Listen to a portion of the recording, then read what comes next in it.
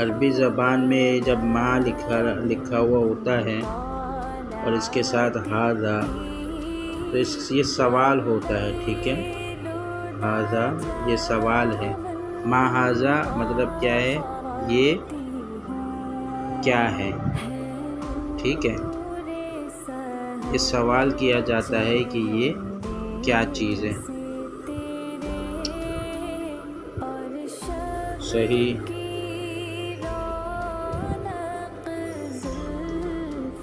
تو ما ھذا اس کو کہتے ہیں، ٹھیک ہے۔ تو اب یہاں پہ دیکھو، یہ جو سوال یہاں پہ لکھا ہوا ہے ما ھذا، صحیح، مطلب یہ ہے یہ کیا ہے۔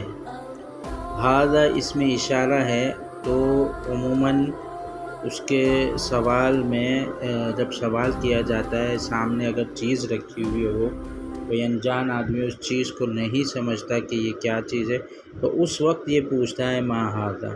تو یہاں پر دیکھو، آپ کے سامنے یہ گھر بنا ہوا ہے، ٹھیک ہے۔ اب کسی نے سوال کیا ما ھذا، پھر انہوں نے بولا کہ ھذا بیت، صحیح، کیا ہے، ھذا بیت، یہ گھر ہے۔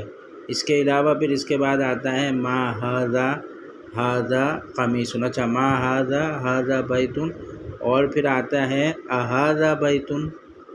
اھذا میں جو الف ہمیں نظر آ رہا ہے، اھذا، یہ بھی جو ہے عموماً اس کے لیے استعمال ہوتا ہے، سوال کے لیے استعمال ہوتا ہے، ٹھیک ہے۔ جیسے مثال کے طور پر